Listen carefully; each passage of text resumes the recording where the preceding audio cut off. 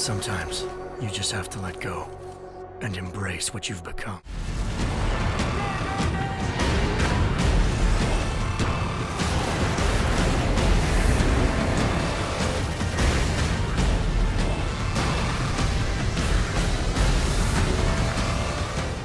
Rough landing. Hi, which way's the beach? Hey, stop staring. Haven't you guys ever seen a dragon before? You're a dragon? You got a problem with that, pussycat? Count to 5. Pull the cord. How hard could that be? Oh, crap.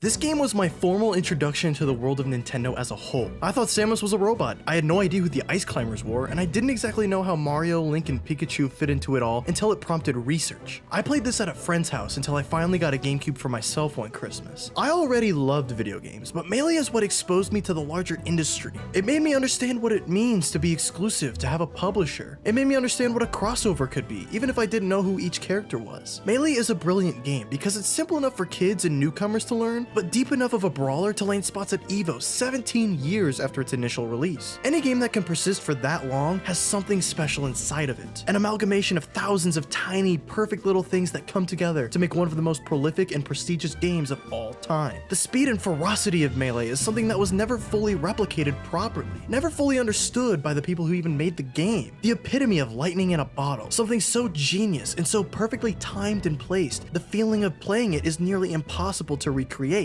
It's a timeless experience, a multi-generational one. Ultimate might be the new hotness and a true follow-up, but Melee will always retain its unending legacy created through high reflex action, fan-servicing single-player modes, a library of Nintendo history, and hidden secrets like Mewtwo and Mr. Game & Watch. Melee is what made Super Smash Bros. Go from quirky party game to one of the most highly regarded franchises in the entire industry, and one of the most important games I've ever played.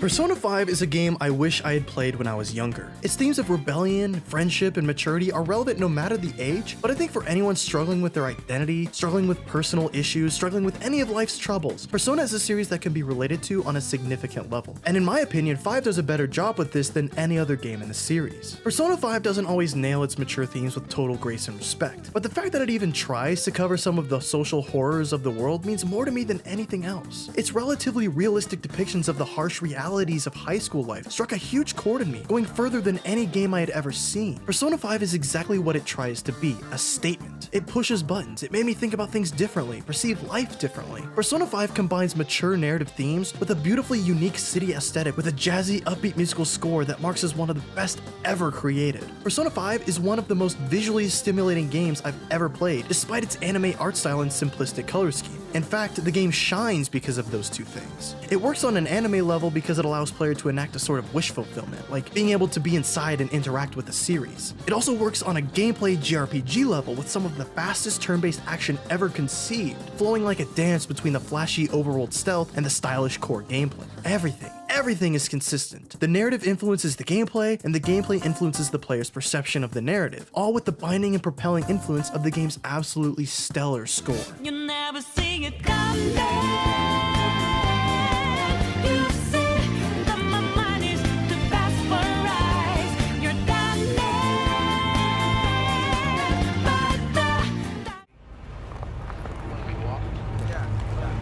Robotik paceli.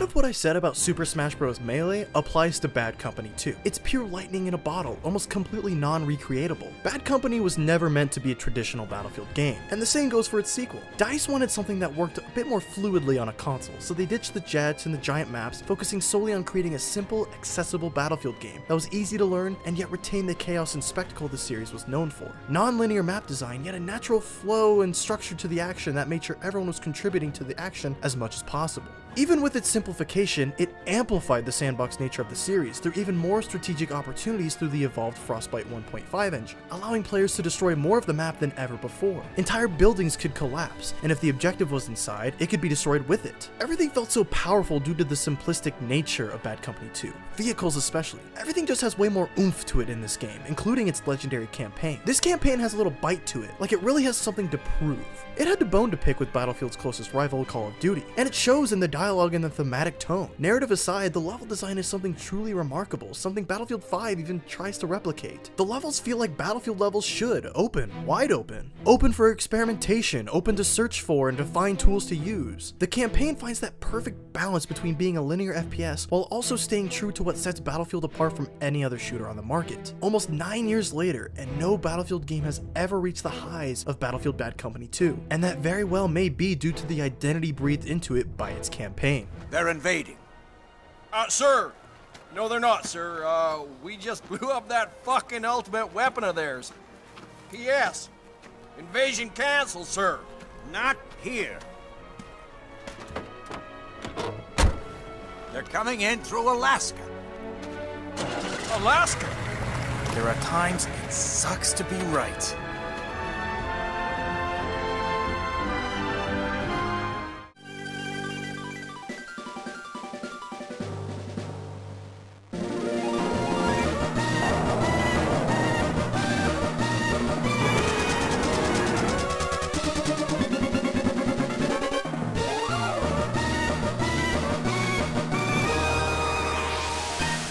How do you decide which Pokemon generation is the best? Is it the one you began with? Is it the one that has your favorite plot? Is it the one with your favorite creature designs, your favorite music, towns, or gyms? For me, Emerald is all of those and more. The reason I'm choosing Emerald version rather than Gen 3 as a whole is because Emerald represents the best possible version of Gen 3. Both Ruby and Sapphire are represented with some extra content never before included. So yes, I'm saying this is the best one out of the three, hands down. But most of the things I love about Emerald are in the other two games, so this, I guess, could be considered an assessment of all three. The reason I love Gen 3's plot more than any other game is the simple complexity of it. I know that sounds like an oxymoron, but hear me out. Gen 3 keeps what made the previous two generations special, which is the focus on the individual journey of becoming the best trainer in the region. But where the complexity part comes in is the added threat of the legendary Pokemon. This is the time when Pokemon began to pivot into more high-stakes plots surrounding potentially world-altering scenarios. This isn't Team Rocket stealing Pokemon. This is Team Aqua or Magma trying to change the landscape of Earth itself. Everything feels way more serious, so the satisfaction of overcoming certain obstacles is heightened even more than in previous entries. And yet, it's still about becoming the Pokemon champion, so it still has the series' famous underlying progression. Emerald version represents everything Pokemon is loved for, and while it could be considered the turning point for Pokemon in a negative way, it's the best example of both eras of Pokemon mixed into one game.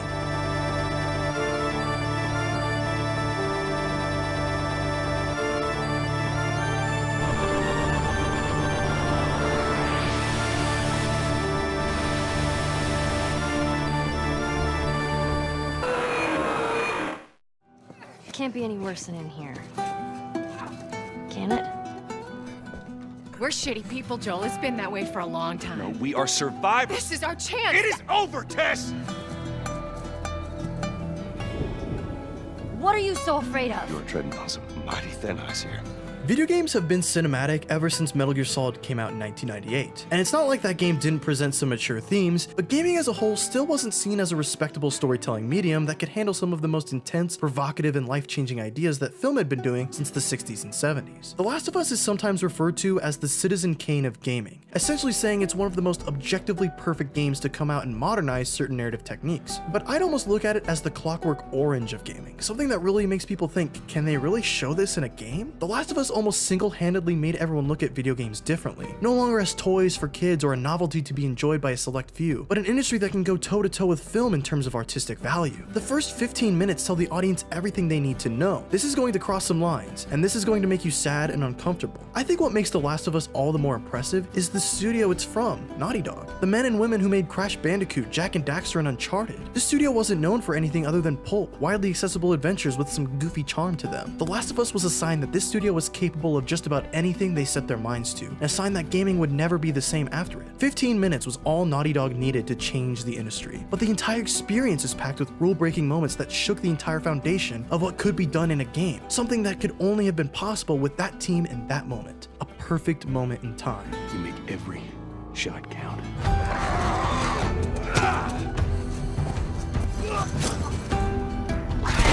You see, I believe everything happens for a reason. We don't have to do this. You know that, right? War has changed.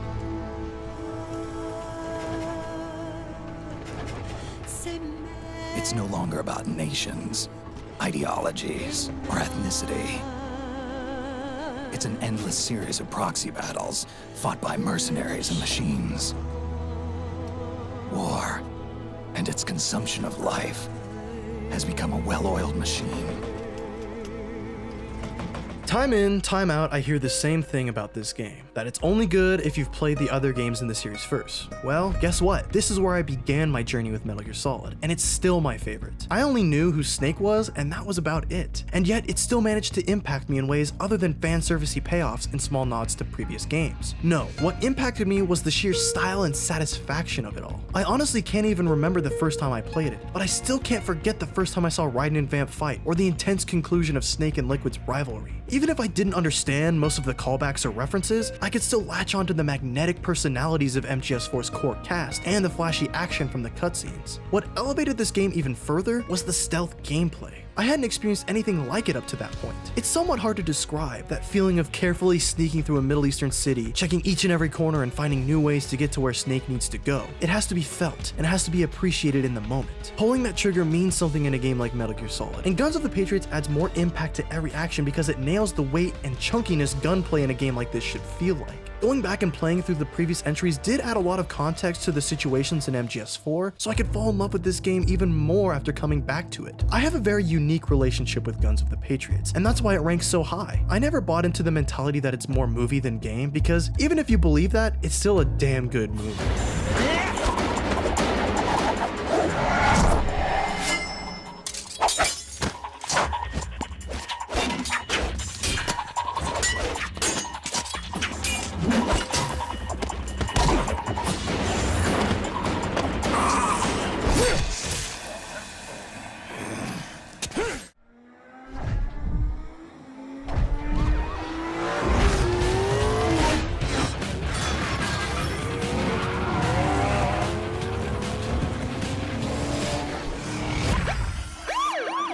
You guys seem to really like this one, and it shouldn't come as a surprise that I do too. I've already gone over why I love this game, but for old time's sake, let's do it again. Something I think a lot of modern games lack is the feeling of true satisfaction after being faced with adversity. These days, that feeling only comes when faced with a self-imposed challenge or achievement hunting. With Need for Speed Most Wanted though, it was satisfying because victory is almost always earned. Police chases can start innocently enough, but after a while, you're in it for the long haul. Every race and chase feels like a commitment, and failure can feel devastating if it follows a long stretch of progress, but making a dent in this game feels exhilarating, like winning a championship at EVO. Except it's a single-player racing game, so it's a bit bizarre. Like this game shouldn't be as good as it actually is. I think what motivates the player forward isn't just the fancy cars or even the exciting police chases, it's the blacklist. It's the feeling of constant progression, that you're always working towards something in Most Wanted, even if you're goofing around. Most Wanted is very modern in that aspect, I think. Playing this game felt like playing something from the future, the epitome of what an open-world racing game can and should be, just 1 year after the concept's inception in 2004. Perhaps that's why Need for Speed as a series has always felt like it's been on a downward spiral since Most Wanted. It's not that games like the 2015 reboot or the 2012 remake are bad, it's just that this game is so good, it makes everything else seem bad in comparison. On the chase, fuel level's critical.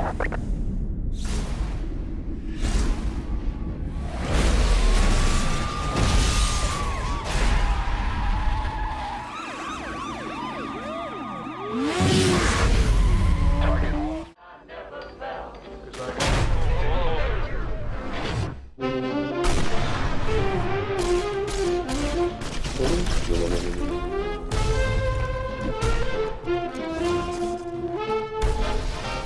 I'm not using hyperbole when I say that I truly believe that Fallout New Vegas is the greatest RPG ever created, Western or otherwise. It exemplifies everything the genre can be, giving the player absolute freedom to play as they please and approach situations in almost any way imaginable. Come Fly With Me is one of the game's premier side quests, and it's the one that truly understands the freedom that can come from Western RPGs. You can help the ghouls to the end, kill the Nightkin, launch the rockets, and be along your merry way. Or you can convince Chris, a human who thinks he's a ghoul, to betray his crew and sabotage the entire operation. Or you can convince him to look past the betrayal and help them. You can help Chris and kill the ghouls anyway, or just shoot him once you walk through the door. It's the stuff like this that gets me going about New Vegas. You can be a desert gunslinger, you can be a roguish gambler, you can be a silver-tongued devil or a brainless thug. And the entire game adapts to your style, complete with a gripping narrative with tons of different factions and subplots thickening the entire thing. I've lost track of how many times I've beaten this game, and I'm still finding stuff that I never knew existed, or trying out new ways to play. New Vegas is a game with almost limitless potential, and it improves upon the foundation laid by Fallout 3 in almost every single conceivable way. Obsidian understood the creative freedom that should go into playing a Fallout game, even better than Bethesda did, or still does for that matter. They provided their own take on an established series and did it so well, Fallout has never been the same ever since. From where you're kneeling must seem like an 18-carat run of bad luck. Truth is, the game was rigged from the start. Buy me a drink, sailor. Harry Flynn? Hey! What the hell are you doing here? I'm looking for you, mate. Uh-oh. Should I be flattered or worried? I was a fan of video games for a long time before I got my PS3 in 2009. Even so, it still felt like I was playing some of the same stuff I always was, just with a prettier face. Uncharted 2 changed that. Uncharted 2 was the one game that showed me what the future was like. It showed me what games could be. It was my Metal Gear Solid or my Mario 64 moment. Nothing would be the same for me after this. While cinematics in games were nothing new, Uncharted 2 was the first game that I'd ever played where the game itself was just as cinematic as the cutscenes were, where the game itself didn't require any imagination to make it seem cooler than it actually was. The animations, the graphics, I couldn't believe what I was looking at. So many moments that had Nathan Drake standing completely still because I didn't realize I wasn't in a cutscene anymore. Uncharted 2 looks like a cutscene the player controls, but this game wasn't just spectacle. There's heart to this game. Nathan Drake is as endearing of a protagonist as there ever was and maybe ever will be. The kind of role model a kid my age could look up to. A modern day Indiana Jones, but in a more relatable sense. A globe-trotting, multicultural journey with a history lesson at the center of it all was something right up my alley at the time. As someone looking for themselves in art, finding a game that spoke to me on every single level it could have was a huge inspiration for the person I'd become, and to the person I'd wish to be. I always find things in games or in real life that remind me of my adventure through Uncharted 2. And I think that's how you know you found a game you truly love. When it seeps its way into every aspect of your life, because you can never stop thinking about it. So where do we go from here, huh? I don't know.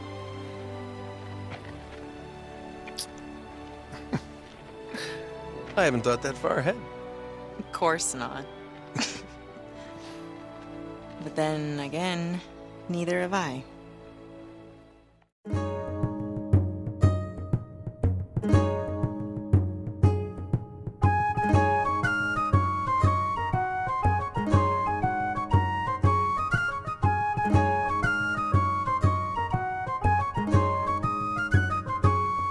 I've never made it much of a secret that my favorite game of all time is The Wind Waker, but when I look at this list as a whole, I can see why that might be surprising. Wind Waker isn't the first game I ever remember playing, and it's not tied to a specific moment in my life that made it more impactful. The game itself was simply so impactful to me, it didn't need a specific memory to bind itself to in order to be special to me. That's the kind of game Wind Waker is. I was young and impressionable, so maybe I was influenced by the infamously cartoonish art style, but I never could have imagined how life-changing this game would be. No, Wind Waker isn't my first game, but it is the one that made me who I am today. It's the game that showed me that video games are something worth enjoying, worth investing time into, and worth falling in love with. Wind Waker is the kind of game I love so much, I've refrained from playing it as much as I could because if I did 100% it, there'd be nothing new to experience. The only reason to go back wouldn't be to solve unfinished business, it'd be to relive what's already been done. Not that I don't do that anyway, but it's because I love Wind Waker so much that I leave bits and pieces to discover the next time I play. I've never been someone who thinks or acts like everyone else, so Wind Waker giving me the opportunity to project my strange mentality onto it is something that really means a lot, and it wouldn't be worth anything if it wasn't wasn't a game that was worth loving this much. The personality, the vibrancy, the characters, the world, everything is just right for me. I even love its flaws. Looking past something's flaws and loving it for what it is, what it means to you, what it means to art, that's what it means to have a favorite game. It doesn't need to be logical. It doesn't need to be perfect. It doesn't need to be something people can't argue against. It just needs to be perfect for you. And for me, that's The Legend of Zelda: The Wind Waker.